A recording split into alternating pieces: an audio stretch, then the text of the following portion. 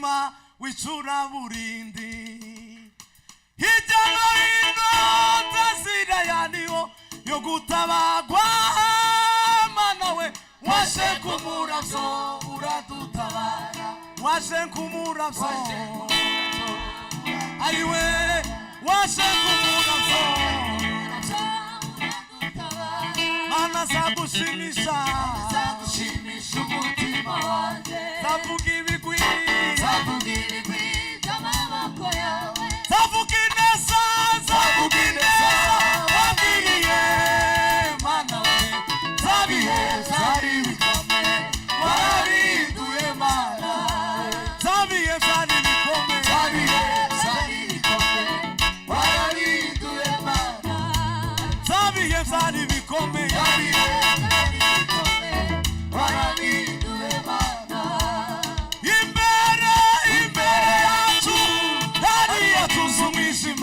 w'isura muri hirya no hino nzira yariho yo gutabagwa mana we waje kumuravyo uradutabara waje kumuravyo uradutabara waje kumuravyo ariwe azagushimisha umutima wanje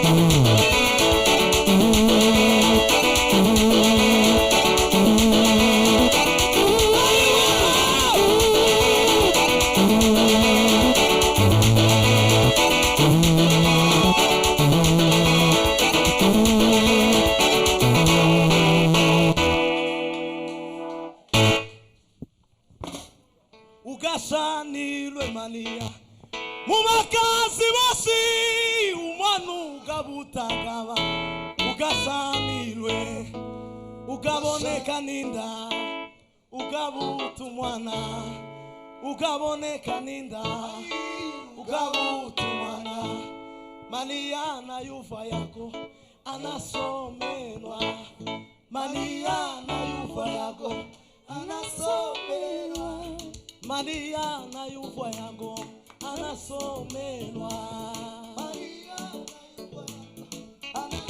aiwe Maria na yuva yako anasomenwa Maria na yuva yako anasomenwa Maria na yuva yako anasomenwa Maria na yuva yako anasomenwa mwezi gw'indatu umuganda gaburiye likanungikwa iwa Maria mwezi gw'indatu umuganda gaburiye likanungikwa iwa Maria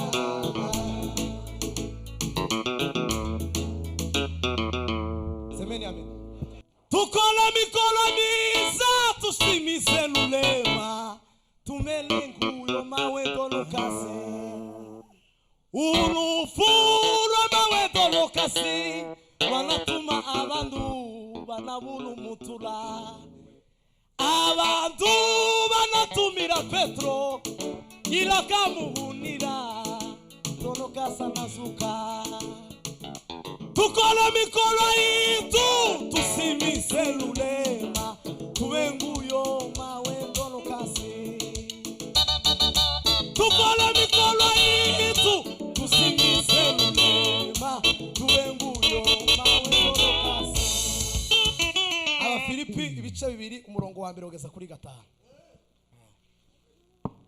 turaganira ijambo rivuga ngo kugira wa mutima wari muri Kristo Yesu kugira wa mutima wari muri Kristo Yesu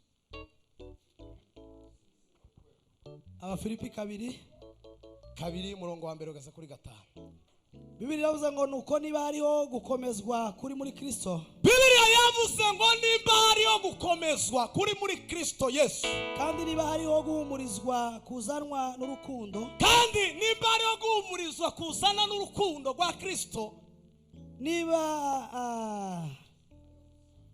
hariho gusangira niba hariho gusangira umwuka niba hariho gusangira iz'umwuka nimba hariho imbabazi n'impuhwe nimba hariho imbabazi n'impuhwe musohoresha umunezero wanje musohoresha umunezero wa Kristo guhuriza imitima mu rukundo guhuriza imitima yanyu mu rukundo mwibwira kumwe muhuje imitima mwibwira ikintu kimwe kandi muhuje umutima ntimukagira icyo mukorera kwirema ibice ntiyakagire icyo mukora mwirema ibice cyangwa kwifata uko mutari cyangwa ngo mwifate ahubwo mwicishe bugufi mu mitima ahubwo munyenyekeye katika mioyoni yenu umuntu yibwira ko mugenzi wa muruta umuntu yumve ko mugenzi wiwe utazuririmba amuruta umuntu wese muri mwe areke kwizirikana umuntu wese areke kwizirikana ubwe gusa ngo ibintu byo bigira karima kikoni kiwe wenyine gusa ahubwo azirikane n'abandi mugira wa mutima wari muri Kristo Yesu nuko rekera asante ica Imana igumuke amen ndashima kubwa Pastor Thomas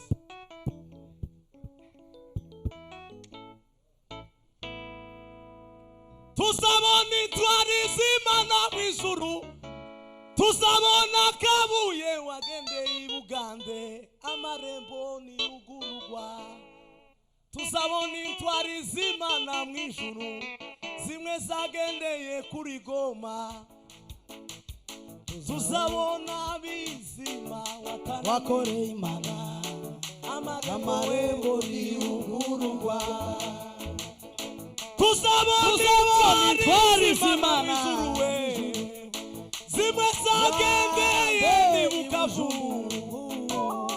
tuzabona amadeberi bakorana y'Imana amarembo n'ingurwa tuzabona Imana ijuru zimwe zagendeye ni Kigali haleluya we tuzabona mukuru bataramenya amarembo n'ingurwa tuzabona intwari z'Imana mu ijuru zimwe zagendeye muri Kenya tuzabona abasore bataramenya amarembo n'ingurwa. Bwana asifiwe. ainuliwe Mwenyezi Mungu. Biblia ni ukuri kandi umwanditsi yaravuze aravuga ngo ndi mumenye ukuri kuzaba batu kubakure mu bata bw'ibyaha kubishize mu bata gukorera Imana. Aho ngaho sinokumvikana n'abanyabuntu kubera ko abanyabuntu bazavuga ko tutari imbata kandi semeni amen. Rero twese turi abanyabuntu n'abagore ku buntu bwa Kristo. Amen. Semeni haleluya. Mwasinziriye mwozamura amaboko. Haleluya. Bibiri ivuga ngo iyo wishiye mu bwami bumwe bwa bwami bisaba ko ari gukorera kandi ugengwa ubwami nibwo bukugenga nibwo bugutegeka ibyo ugomba gukora. Iyo uri muri Kristo Yesu nizo ukubwira ngo vuga gutya, kora gutya, genda gutya, tekereza gutya, ibitekerezo byabishire ku murongo. Yesu akabishira ku murongo. Waba uri gukora Satani akamakubwira ngo genda uje gusambana. Inyota yo gusambanya ikamizamuka igafurubira ukaza ushakisha uwo musambana ikakubwira ngo ija kwiba ukazureba musarire twebwe abantu bari mu kwiba no mu ikanisa ubu umuntu ntiyo bagisiga telefone kibe ku ntebe ngo kubera kuko araba abashobora kugatora waje kuzinuka agashira mu mupfuko ukazusirimba kari hano basi ugafashe cyangwa ukagashira hano gatuti kubera kuko harimo abajura.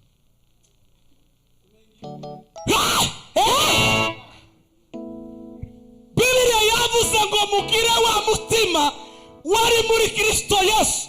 Uwo ngo nuko yabonye ko kubana n'Imana atari ikintu cyo kugundira ngo yisiga ubusa araganduka ngo ntiyanga no gupfa urupfu rwo kumusaraba. Semena amen. Amen. Ibintu bitanu zarangaga umutima wa Yesu. Nindangiza nicara. Ikintu cyambere ni urukundo. Yesu yari yuzuye urukundo. Yesu yari yuzuye urukundo. Bibiri zivuga ngo ntimukagira umwenda uwo ari wo wose ngo nkeretse wo gukundana. Tukagira ideni iryo ari ryo ryose keretse iryo gukundana. Ariko urukundo rw'abana b'Imana hari urukundo rw'ubujyajya. Yesu yaravuze ngo ukiranuka kwanyu ngo ni kutaruta uko abafarisayo ngo nuko abanditse ngo ndimuzinjira mu bwami bw'Imana. Abafarisayo bakaza beza hano inyuma.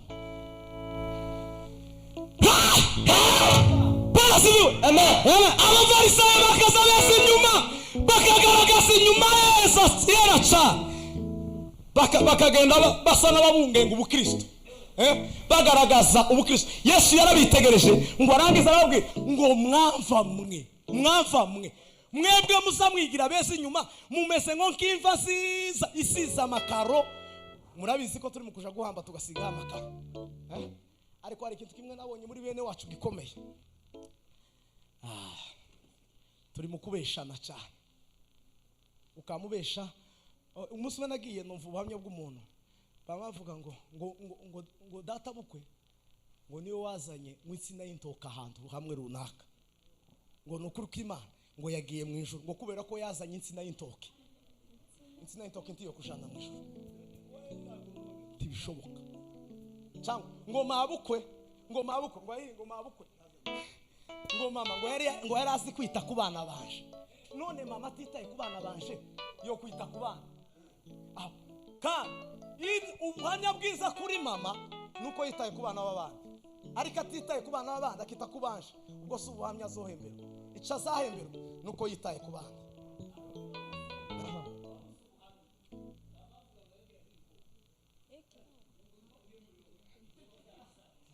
Ngo yari azi kugegena ngo inkoni gutya ngo yari azi kugegena inkoni cyangwa gusongoza. Barasibiwe. Biblia yavuze ngo timukire umwenda wari wose keretse gukundana gusa. Turi mu kuririmba tugasirimba ariko tudakundana. Kasirimba umunsi umwe yarasirimba arasirimba ukumuza mubona dusirimba tuzadukandagirana. Azabigera gukandagira ugataha wababaye wumva ahandi bagukandagiye hari kujyana. None ngo arangize umunsi umwe yamava ngo arakubita umuntu wamukandagiye. Ni ureba munda y'ingumba akabona isanga rikomeye kimwe bimunanira arashoboye. Ngo ndamukubita ngo kubera ko yamukandagiye mu ikanisa ngo yamukandagiye ngo ndamukubita.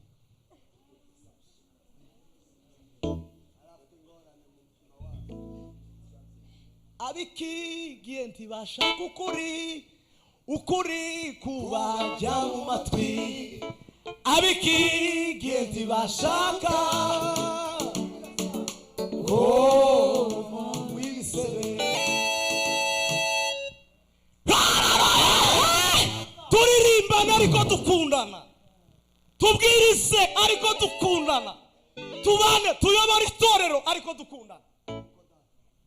Tekereza kuvuga ngo uricaye uri revera pasiteri ukagira ukungirije hariya ukagira abadiyakoni ariko mutazamuhuza. Umunsi umwe nigeze kuja mwivuga butumwa ahantu ngo arangize umwe yamasaba gushima. Umugore ni wari wahagarikiye nawe asaba gushima. Muswara abantu bazaje gushima bakamashaka ibipande byo kurasana. Akamashima afite umuntu ahayabwirira. Tuzoja mu bwami bw'Imana. Kandi Zaburi yuzuyemo ibipande byo kurasana. Zaburi gutya habamo ibipande byiza Dawudi yakaza asenga yarasabanzi be gusa. Habamo ibipande umuntu azaza gushima hano kugira ngo arasane. Ibazi jana nakabiri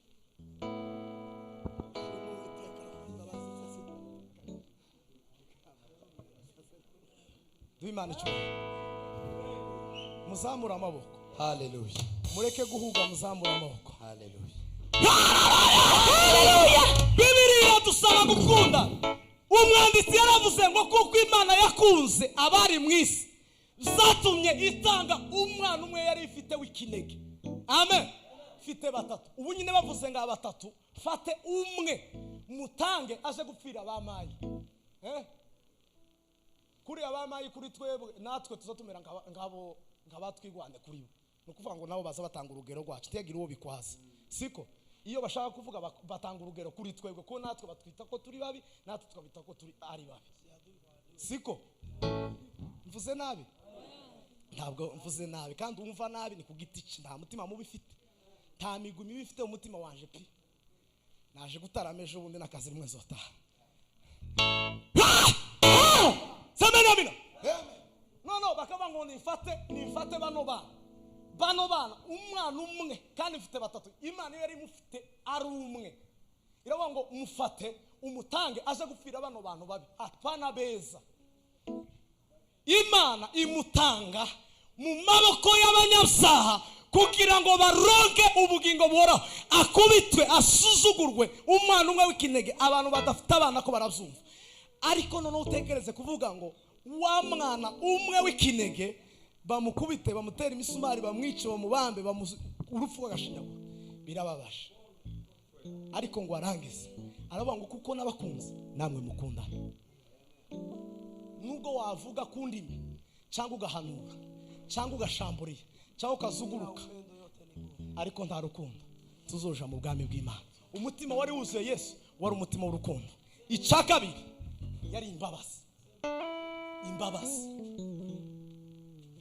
Ufite iminsi warata dukanye nabo mwakundanaga timukivugana timukigendererana icaya gukoreye cyanditse muri karine kugira utazibagirwa.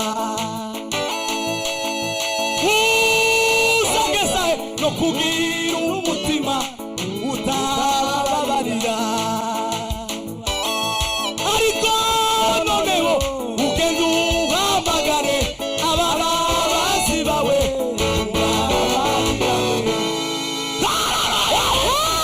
Yesu aravuga ngo kuko namwe mubabarire. Kugira ngo mubabarirwe namwe mugomba kubabarira abandi. Ni uzabarira. Igipimo upimira amabare nico nawe uzapimirwa. Ntikwe kwe.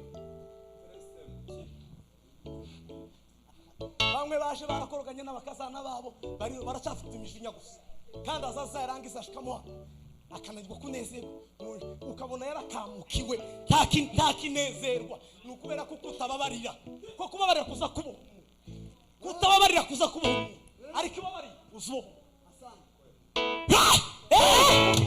kababarira babarira habarira ibisiba zaririmba ngo jewe ngo sinkunda ngo president ngo cyangwa conducteur ngo iyo mubonye ngo izoka yanje niwe ntibizonahuza pi, kuko izoka ni za shitani. Urugero rwa shitani ni izoka.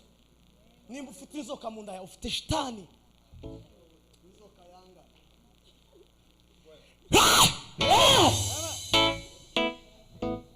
izoka ya maye ujanja wa shitani ujanja. Ariko ujanja alisikia kelele za watu wengi mno, akaambiwa kwamba ni Yesu anapita. Kapaza sauti kwa nguvu sana akisema, mwana wa Daudi we, Yesu ni rehemu. Mwana wa Daudi, Yesu ni rehemu. Ai, mwana wa Daudi we, Yesu ni rehemu. Mwana wa Daudi, Yesu ni rehemu. Ai, wewe wataka akufanyie nini? Wewe wataka nikufanyie nini? Ai, wewe wataka akufanyie nini? Wewe wataka Yesu ni rehemu. Wewe wataka akufanyie nini? Wewe wataka Yesu ni rehemu.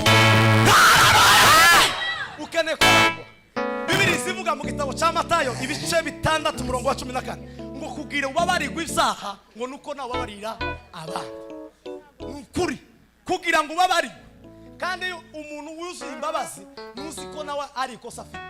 Intege nke ya za mugenzi wawe niko afite imbaraga kuri wewe. Hari intege nke afite wewe udafite, ariko hari n'imbaraga afite wewe udafite. Wewe ugomba kwihanganira. Muzababarirwa. Tushirikiane kama mitume tukidumu kwa maombi kupata nguvu zake Baba Mungu za kutenda kazi.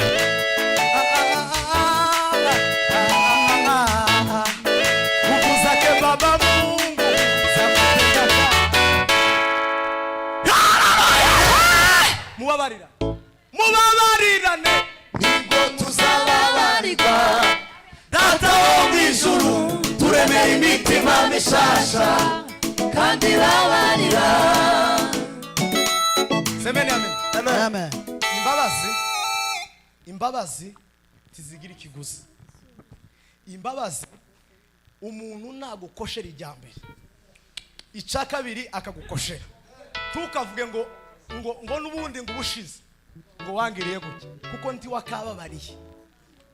Imbabazi zazihema. Tanda penalty de vie salarié, changement de contrôle, visation les propriétés, tandis la cause ni prendre de vie salarié.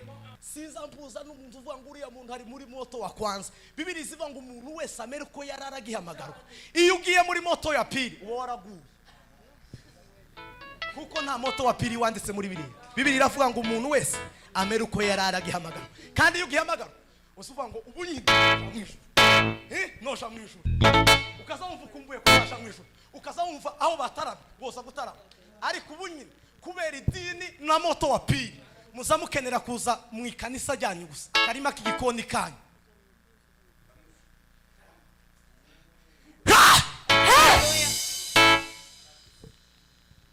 Shabugufi ukene kuzamuka shabugufi.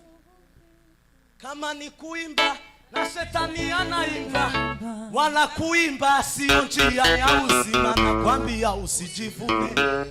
kama ni kuruka na shetani anaruka, wanakuruka sio njia ya uzima, nakwambia usijivune. Kama ni kufunga shetani yeye hali, wanakufunga sio njia ya uzima, nakwambia usijivune.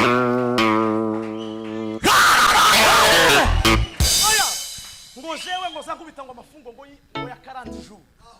40 jours c'est nukuvuga 40 jours c'est nukuvuga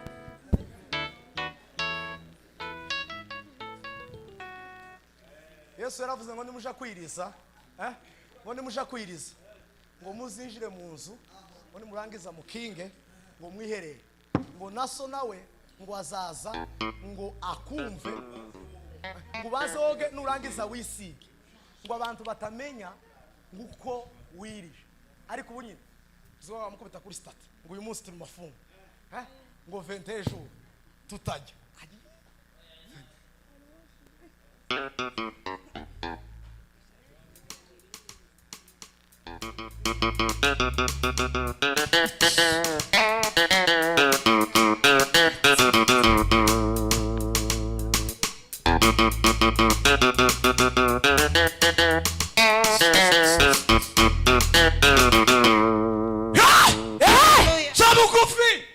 Chabugufi imana nibiguwa imodoka chabugufi kuko imodoka uzijamo ugakora impanuka ugacika amaguru, kandi ipfuye igapfuri kure uri kure n'umufundi uzawunama ukaja mu ipine munsi ukazoreba ipine uko rimeze. Tuzubwira ngo reka nje hejuru yakubera kuko ndi ari uri imodoka yanje mukandagireho nurangiza ubezima, uzawunama utitaye kumeze. Chabugufi Gwimana ngo yamuhaye ngo akazi, Gwimana yamuhaye faranga. Izo faranga Bibiri zivuga ngo semeni amen, semeni haleluya. Bibiri zivuga ngo faranga zigira amababa zaziguruka, zaziguruka none zaziba kuri nje ejo zikaba kuwundi zikaba kuri uyu zigira amababa zaziguruka.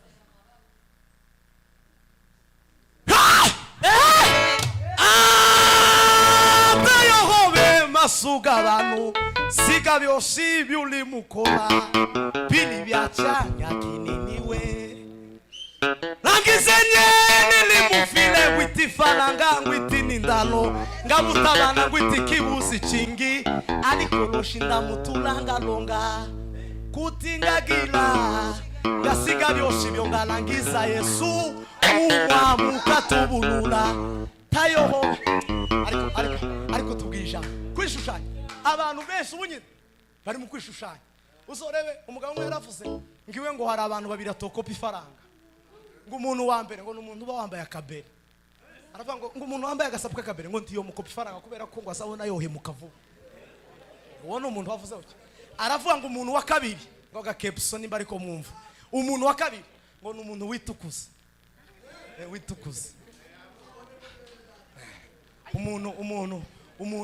umuntu wihindura uruhu akavuga ngo ma nta bwenge wari ufite bwo kungira igikara reka nihindura inzobe.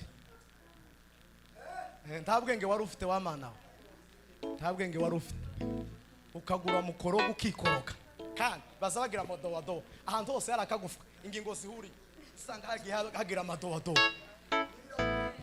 Kandi uriya muntu iyo bamubazi iyo bamusonye inyuzi ntizifata kubera ko uruhu rwe ruba rwarashize, originalite yiwe barashize, abararutwitse rwarashize. Abakobwa muhamwitukuza usibye ko batari hano ko ndabona ntabari hano. Abakobwa babitukuza ni muzara mukaja kubyara bababazi bazobasona nimurangiza uruhu rucike, niko bizabimera uwitukuje.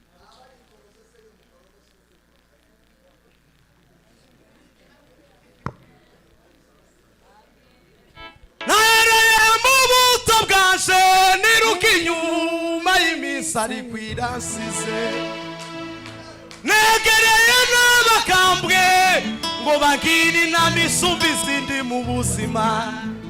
Je n'ai jamais trouvé la réponse que je veux.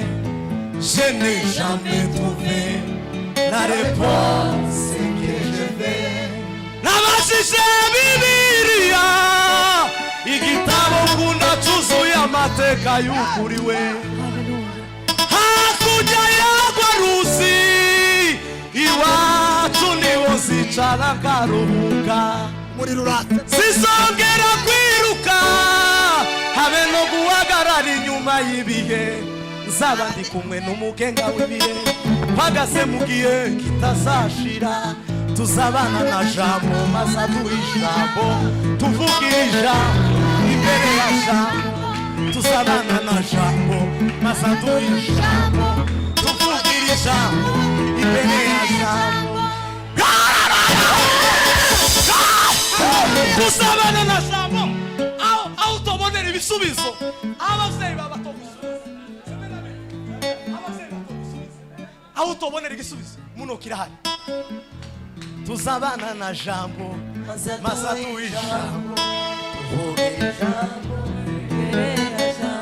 Gerard ni waravuga ngo umusozi w'igikundiro aho abera bantegerereje aho niho jewe zicara aho niho nzaruhukira igihe nzaba soje urugendo abazaba barasinziriye n'abazaba bakiriho tuzumva impanda twese tuzamurwe tusanganire umubwiza wacu tuzamara igihe turi kumwe na Yesu adupimira imirimo myiza twakoze umurimo utakoranye tuzawuhemberwa umurimo utakoranye urukundo tuzawuhemberwa umurimo utakoranye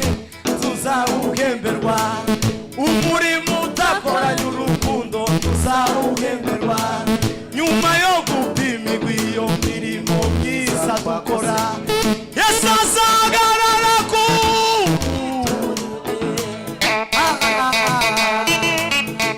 bizaba ari ibiro bizaba ari ibiro bizaba we bizaba ari ibiro bizaba ari ibiro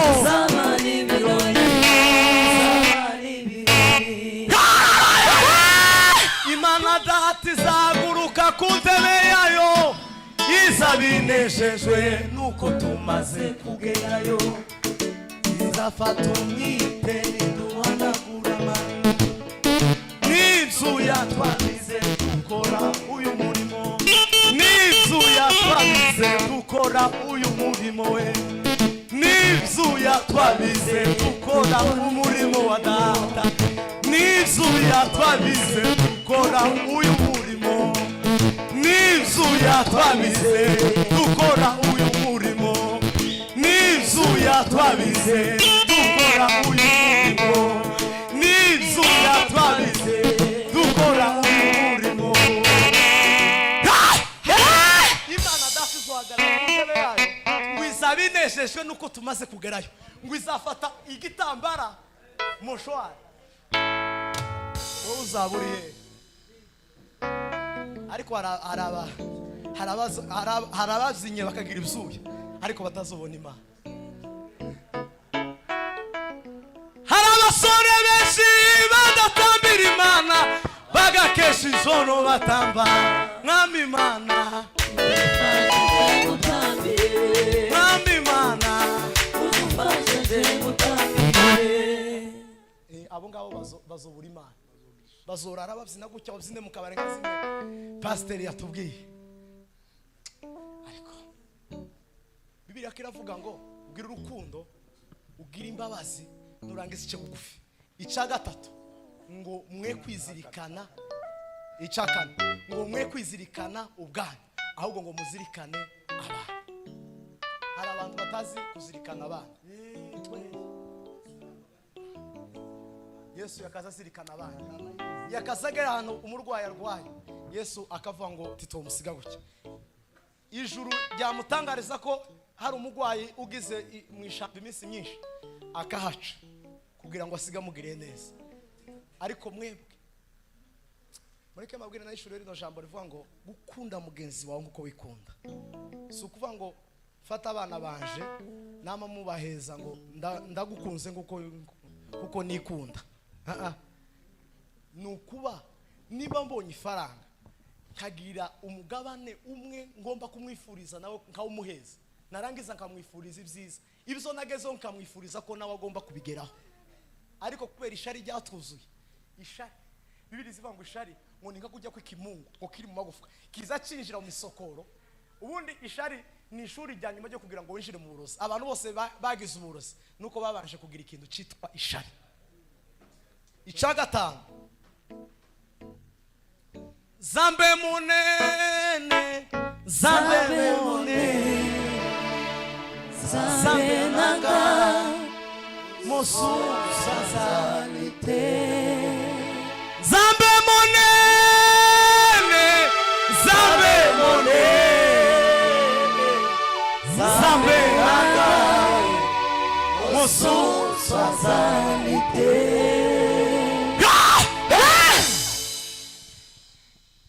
Chagata ngo nukubana n'abantu bose amahoro. Bibiri zivuga ngo mugire umwete mu gitabo cy'Abayiburayi ibice 12 umurongo wa 14. Harimo ngo mugire umwete wo kubana n'abantu bose amahoro. Ngo nuwo kwezwa ngo kuko umuntu utejejwe ngo atazabona umwami Imana. Ukeneye kugira umutima wari muri Yesu. Bibiri zivuga ngo Yesu yakuza ashimwa n'abantu n'Imana. Hari abantu bazavuga ngo nubwo abantu batonshima ngo ariko ngo Imana igapfa. Ubundi abantu ntibo kugaya ngo Imana nayo gushima. Kubera ko Yesu zose yarabigiraga, yashimwaga n'Imana agashimwa n'abantu. Nukora ibintu bibi. Ubundi hari abantu bazavuga umuntu nimba yambaye nawe ba pastor wamubwira ngo wagi wambara neza ngo Imana ntiza yita ku mahuzo. Inyanyi Imana ntiza yita ku mahuzo. Ariko mugoro batubwiye hari imirimo ya kamere hakaba n'imbuto z'umwuka. Imbuto semene amen zerera ino mu mutima zikagaragarira inyuma. Avoka nta muntu uzoja gutema igiti cya avoka ngo ugiteme nurangiza gutema ngo ushiremo ukuboko kiriya ukuremo avoka. Avoka izayera nimba iziturukira indani. Namwe abantu bize ibintu z'ubuhinzi bari hano izayerera iri indani igasohokera inyuma, siko? Noneho iyo yerera iri indani iziseruka inyuma. Nukuvuga ngo rero imbuto zawe wera tizigaragarira iri imbere, kuko imbere twende tuzatubona inyuma, kuko zera imbere ariko zikagaragarira inyuma. Ibyo wese imbere nibyo bigaragara hano.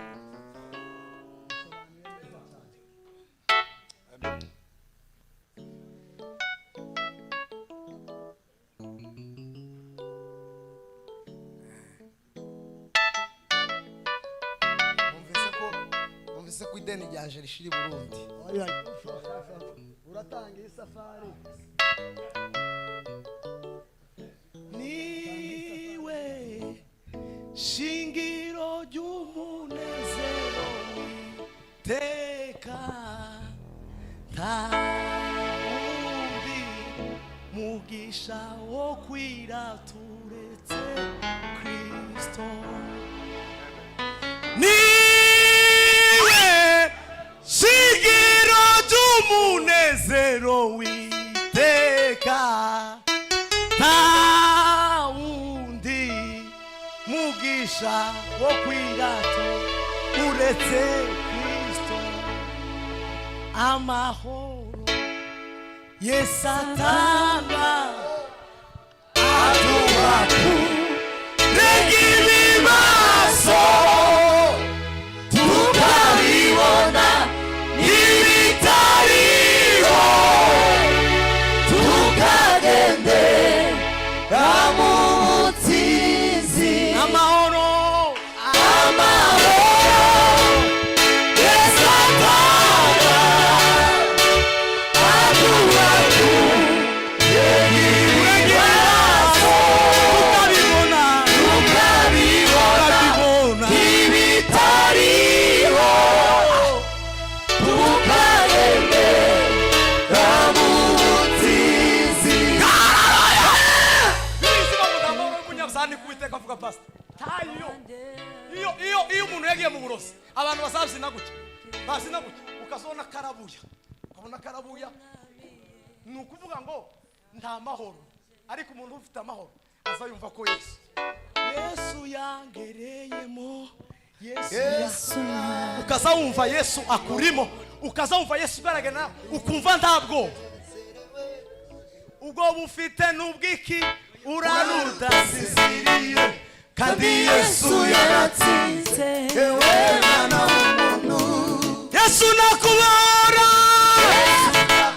ayi uzahora ugenda wenye kandi uzitegereza uzuye umunezero. Yesu uzashishira, Yesu uzashishira mu bitana amahoro, uzavuga amahoro, uhateka amahoro. Ubwo bufite n'ubwiki, nimba Yesu ari muri wowe, tinyuka. Ubwo bufite n'ubwiki, ufite ubwo bwiki. Niyo mpamvu uri mukura amahoro mu materaniro kandi abandi ariho bayabonera. Hoga nini uko nayo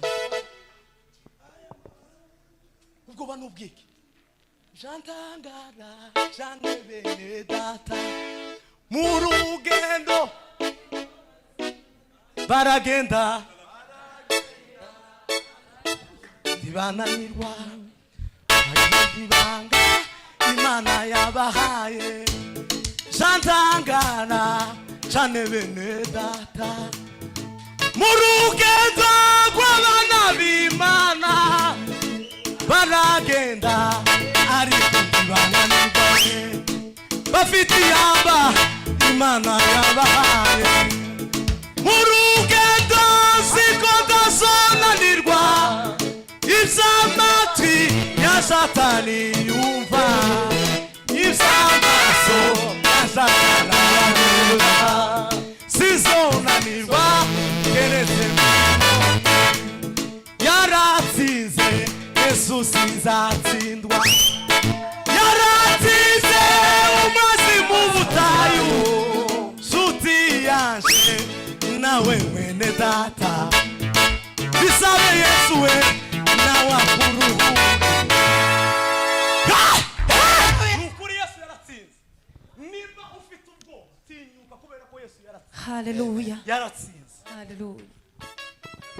Nukuri yaratsinze. Gusa kubera ko wabuze amahoro nkuko nda Yesu uri muri wowe, ariko Yesu nagera muri wowe amahoro azaza. Amahoro azaza. Ukeneye amahoro, ukeneye kugira umutima nk'uwa Yesu. Hatutetemeki, tunasonga mbele, Tunasonga mbele, tunasonga mbele, hatutikisiki, hatugabaiki,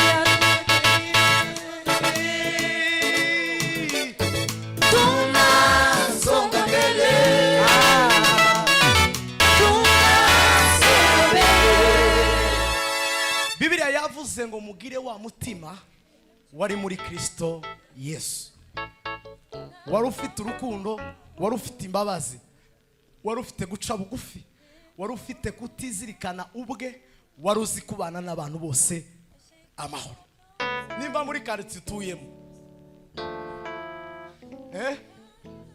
muri quartier tuyemo hari umuntu umwe ngo wapfuye Nsozi, siko ngo arapfa, none wumvikana amakuru yuko yapfuye.